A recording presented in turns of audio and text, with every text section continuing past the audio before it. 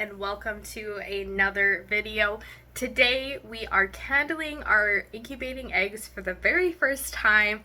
So I'm so excited to see how many of these are actually developing and to get a better sense of how many chicks we might expect to have. So they've been in the incubator for 7 days now, so I'm going to take the lid off the incubator and then take the entire tray into the bathroom so that we can candle them in the darkness, because that is one of the only places with no windows in our house. So I'm going to get that all moved over with the camera off, and then I will turn the camera back on to show you guys how that turns out. Alright, so I don't think it's going to really show up on camera, but we have a phone light with a little cut toilet paper tube, and then we're just candling the eggs on top. But this egg does actually have a bit of veining going on, which is really good to see. So I think this one's developing. Okay, we grabbed a better flashlight and now you guys can really see the veining on that. That is so cool. So this one is definitely developing. So this one here has 0 veining and it's much brighter than the other one. So I don't think that this one is developing. Okay, so we did crack one of the ones we figured wasn't developing at all. It was one of the super light ones, and as you can see, there is no development, so we were right about that one. So that means there should be one other egg I'm pretty sure isn't developing. It is one of the darker shelled ones, so they're a little bit harder to tell, but I'm probably going to end up pulling out that one also. And then we have a couple maybes, but other than that, all of the rest of them seem to be developing, so I am extremely happy with that. Alright, so we have now candled all of the eggs, and all 3 of these rows looked to be good. This one black copper Moran egg, I don't think it developed. It's like the other one that we cracked. It's just very bright, and there's no dark patches or veining anywhere, so I'm pretty sure it's not developing. I am just going to leave it a couple more days and check it again, just because I have much less of the black copper Moran eggs. And then the other 3, I can't see specific veining on them, but I do see the kind of dark area with the separated air sac like the other eggs. So I think that might just be a factor that the shell is so much darker. I am chatting with a few of my fellow chicken keeper friends to kind of see what their experience with their black copper Morans is, but I'm pretty sure that these 3 are developing, and I'm pretty sure this one isn't, so I'll give it a couple more days just to see. And then the other barred rock cross egg wasn't developing, and we did use that one as a test to crack open just because I have so many that are for sure developing. I wasn't worried about potentially losing a developed embryo out of that variety. So yeah, overall, so far, everything is going really well. Alright, so that is super exciting. That means that if the 3 darker shell ones are developing, which I do believe that they are, that 13 out of the 15 eggs that we put in the incubator are successfully developing and are continuing their journey to becoming a chick. So that's super great. That means only 2 of them are potentially undeveloped, one for sure, probably the second one as well.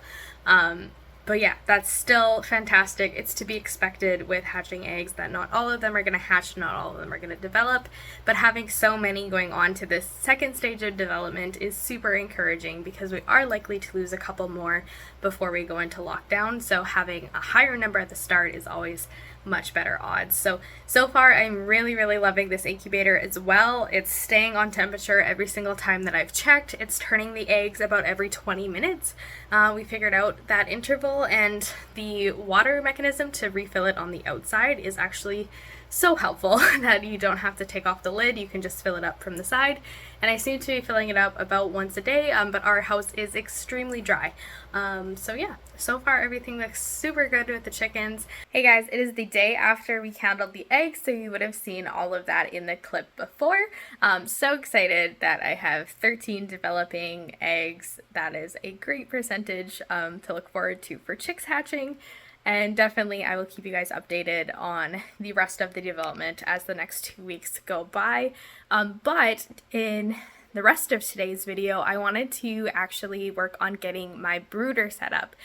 because I really want to make sure that everything I have is going to work for the chicks. And so I have to build a lid for our container and also make sure I have all my supplies together and ready to go. So that's what we're going to do in the rest of the video for today. Alright, so we are actually in the basement, which I don't show very often on video, but it is where all of the supplies are. So I am going to be building it down here. The light's not as great, but everything is already set up ready to go, so I didn't feel like hauling it all upstairs.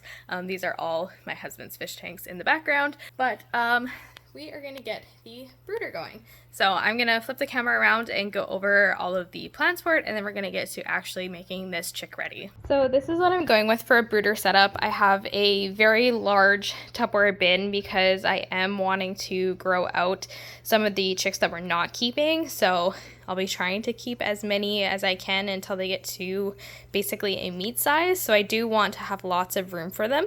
The other thing you want to watch is make sure that they have lots of space to get away from their heat source, which is going to be this heat pad right here. And so I want to make sure they have a lot of temperature gradient so they can cool off and I don't have to worry about them being on heat all of the time. I'm not sure exactly how this heat mat is going to work, so I want to plug it in ahead of time and make sure that it gets up to the right temperatures and all that kind of stuff, but I'm a little nervous about it not being suitable for the chicks early on, so I am going to need to figure out my temperature gradients and then figure out if I need to have them upstairs so that they are warmer. It says it's for chicks on the box, but I'm just not sure that it's actually going to work for it. However, given that I don't have a supply store, I'm just going to have to do the best with what I have. So we have our bin set up here. They'll be on paper towels in the bottom, and then I have a feeder and a waterer. They are plastic. If you can get stainless steel, they're a little bit easier to clean, but these will do for now. And then I have my chicken wire lid on top. So right now, all that's left to do is I just have to cut the chicken wire and attach it to these chunks of 2x4 so that I can make a lid to basically keep the chicks in once they get a bit bigger and have their flight feathers come in more.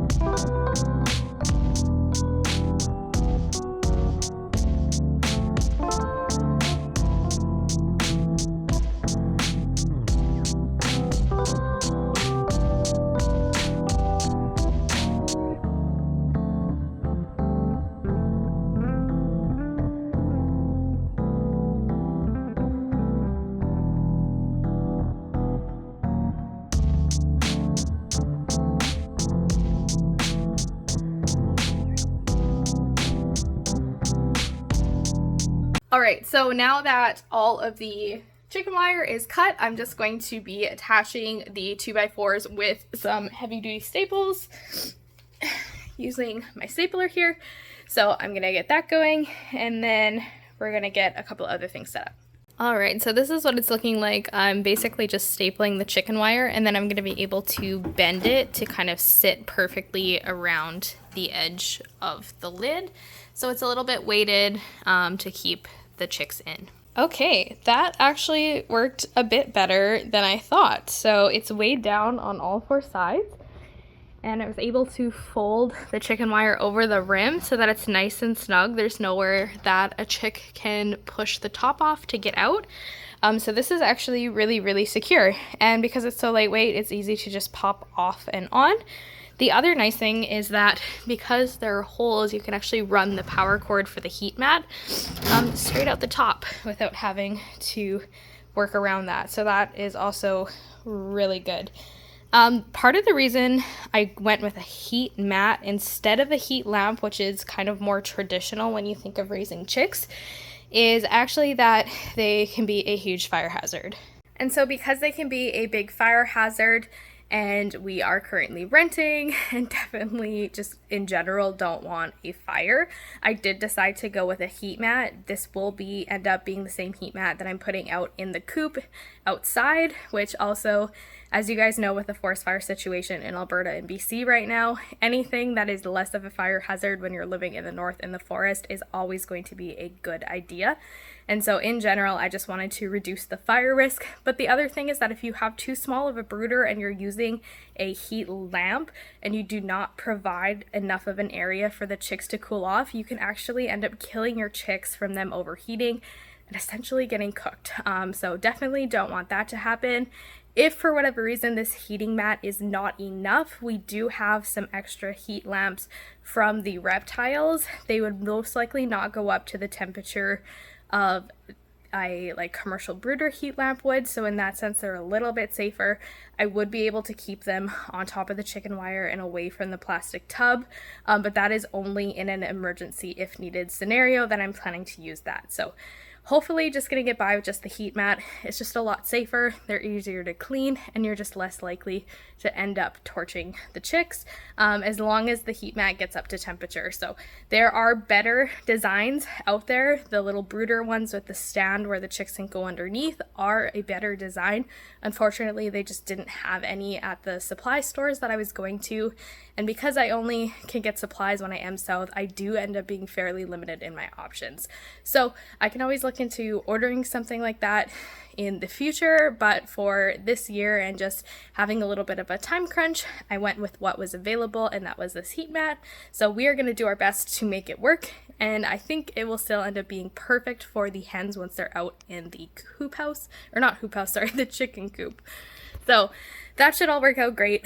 I am going to end up plugging this in. It says to wait 30 minutes and to place something on top and then check your temperature. So I'm going to do that and just follow the instructions. From what I can gather, this is somewhat of a weight-based heat mat where it's only going to be emitting heat when there's weight on top of it. So that's why I'm a little skeptical that it'll work for the chicks. But it does say for chick brooding, so I guess we will just wait and see. I'm also going to check and see if underneath it gets warm, and if it does, then I might just prop it up on some just chunks of 2x4, kind of like how that light right there is propped up, and maybe set something on top so it activates the heat part, and then the chicks can go in and out, just like the other style of brooder, which is much more effective in my opinion. So I think that's everything we have for today's video. If you guys haven't already, be sure to subscribe to the channel. If you raise your own chickens, definitely let me know what breed, and I hope you guys have a great rest of your week. I'll see you at the end of the week for our usual Friday, Saturday upload for all of the garden related stuff. I know I said at the beginning of the video I was going to put it in this one, but it is easier to keep things separate on the playlist to separate the chicken stuff from the garden stuff, and it keeps it a little bit more niche. So if chickens isn't your stuff or gardening isn't your stuff, you don't have to sit through 20 minutes of chicken stuff to get to the garden stuff. So that's everything from me. Have a great night, guys.